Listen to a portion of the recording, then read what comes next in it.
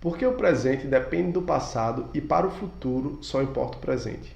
Neste vídeo vamos falar sobre o movimento browniano, por que a trajetória importa e como é possível tomar decisões apenas olhando o preço de mercado.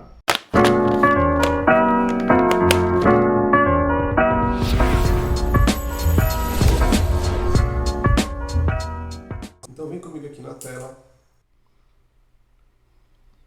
Um ativo S percorre no tempo através de um processo.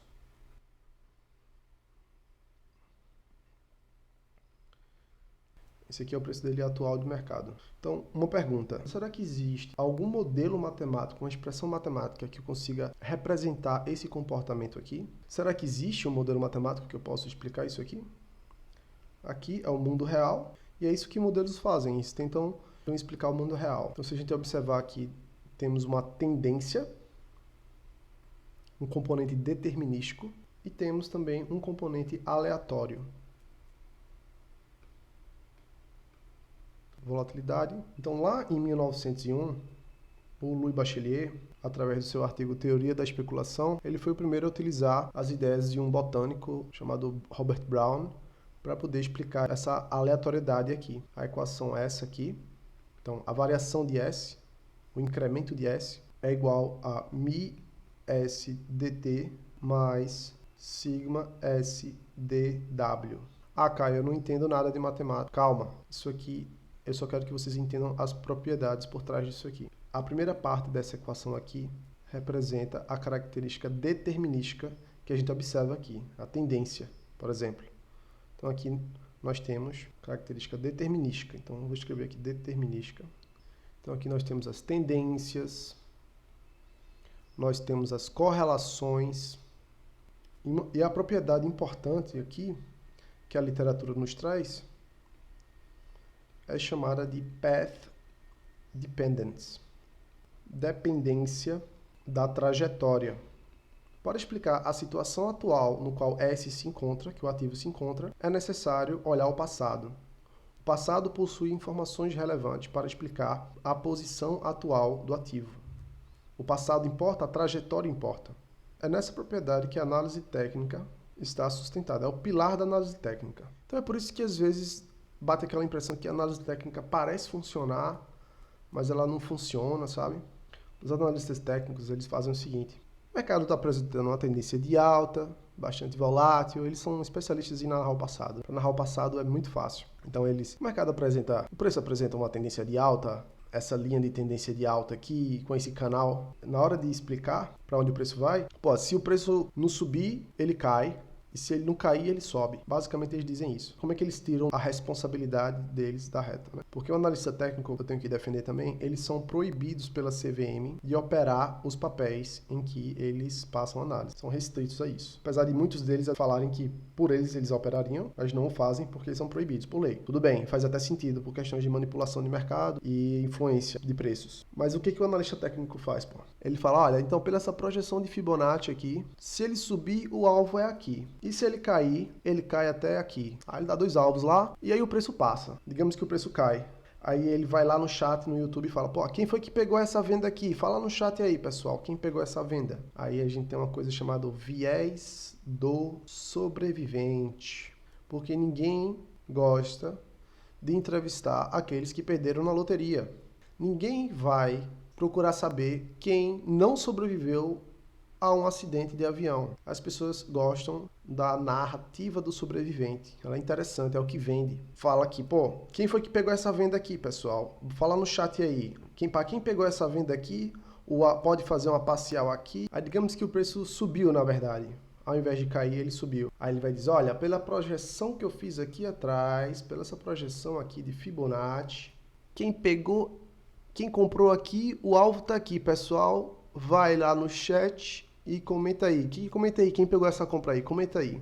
E é muito conveniente porque quando se perde dinheiro, as pessoas já não gostam de admitir que perderam. Nem para si mesmo, quanto mais para os outros. O que é bem triste, porque os profissionais eles focam mais no prejuízo, nas perdas do que em comemorar e falar entre si os ganhos. A análise técnica, ela tem o seu mérito, sim, porque a propriedade da Path Dependence, da dependência da trajetória, que ela está especificamente contida aqui no drift. Agora, a outra parte da equação. Esta parte aqui, ela representa a aleatoriedade. Então, aqui nós temos incertezas. Louis Bachelier foi o primeiro a utilizar o movimento browniano para modelar o preço de ativos financeiros, mas foi esse cara aqui, o Wiener, um matemático, se não me engano é alemão, que ele formalizou este conhecimento aqui, por isso que o pessoal usa a notação aqui de DW, que é um processo de Wiener, ou movimento browniano, que é o mesmo.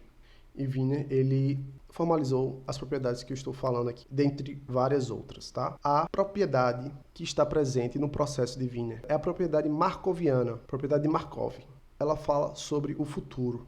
Ela fala quase o oposto da anterior. Ela diz que a trajetória não importa. Então, a trajetória ela é independente, também chamada de perda de memória. O que passou, passou e não pode se inferir nada sobre o futuro do que passou. É por essa propriedade de Markov que as lâminas dos fundos têm escrito embaixo: rendimentos passados não são garantias de rendimentos futuros. Isso não é só para poder tirar a gestora, a administradora, o banco, o deles da reta, não. Isso é para informar o investidor realmente que não tem como garantir, eu não posso falar nada sobre o futuro baseado no passado. Isso também faz parte. Aí você pensa, pô, Caio, como é que pode uma equação, um modelo, que uma componente contradiz a outra? De um lado diz que a trajetória importa, é a dependência da trajetória, que o passado é importante para explicar. E a outra parte me diz que, na verdade, o passado não serve de nada. E o que eu faço a separação aqui, ela é muito sutil.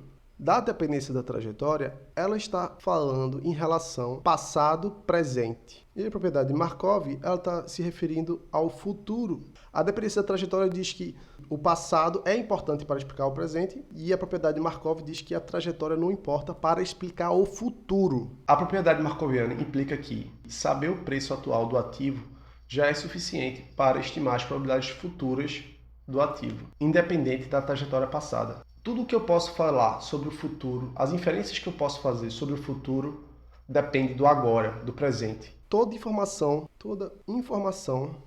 relevante para o futuro está contida no presente. E, cara, isso aqui é muito forte, porque isso aqui nos diz que deve haver uma maneira de eu interagir com o mercado apenas olhando a preços de mercado.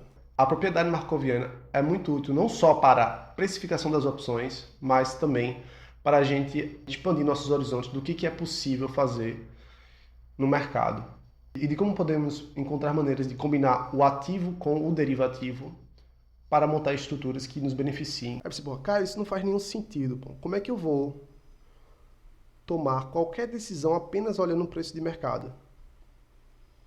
Então, se a Petrobras está 13,20, tu vai fazer o que com essa informação? Pô? Nada. Não dá para fazer nada. Aí agora eu falo, Caio, a Petrobras está 13,22. Faz o quê? Nada. Porque 13,20 não serve para nada, já que eu falei que eu não vou usar o passado. É aí que entra os derivativos da Petrobras, porque os derivativos, eles possuem vários vencimentos. Para cada vencimento, nós temos dois tipos de opções em que existe uma paridade em relação a elas, matemática. Então, se eu sei o preço de uma mercado, eu posso inferir coisas sobre o preço da outra. Tem uma relação matemática entre as duas. Para cada tipo, temos duas categorias aqui ainda, americanas, europeias, etc. Temos diferentes strikes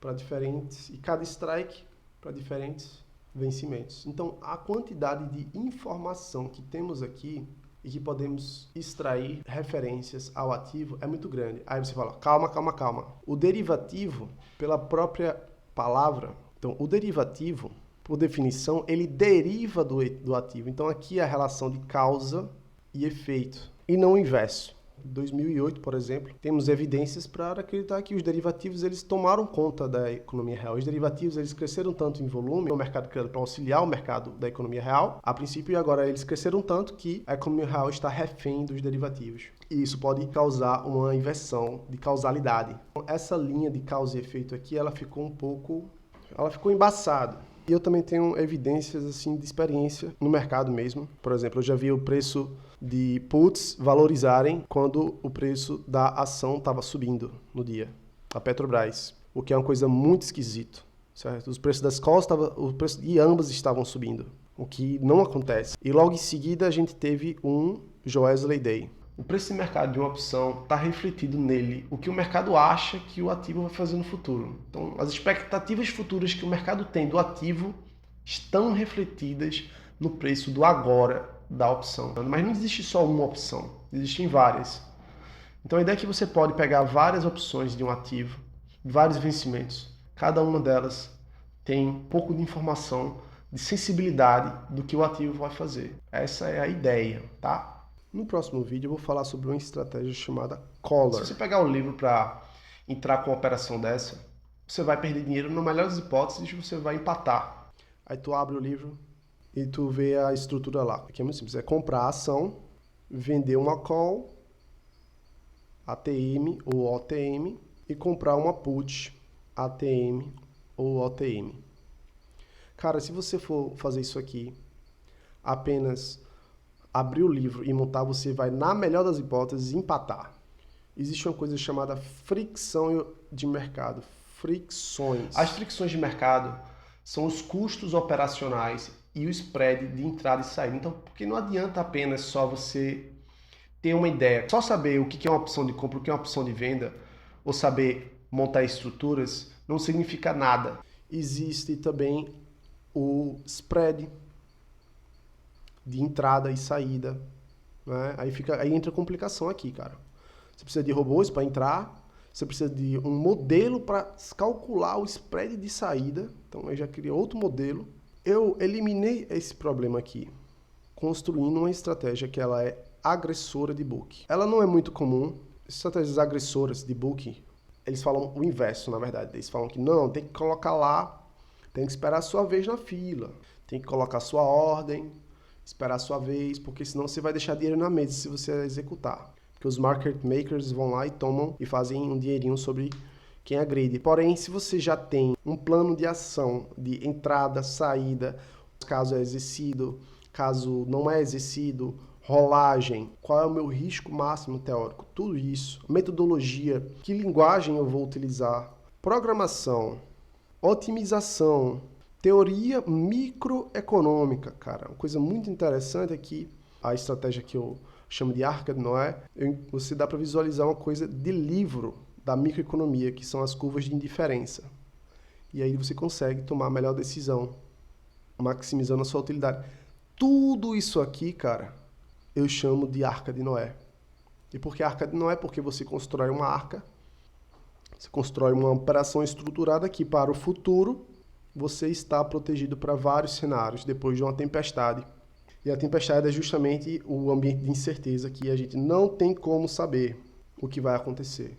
Eu não sei se ele vai para projeção de Fibonacci, vai subir, bater meu alvo, eu não sei se ele vai cair, eu não sei se ele vai ficar no meio, eu não sei. O que eu sei é o que eu tenho hoje e o que eu posso fazer hoje.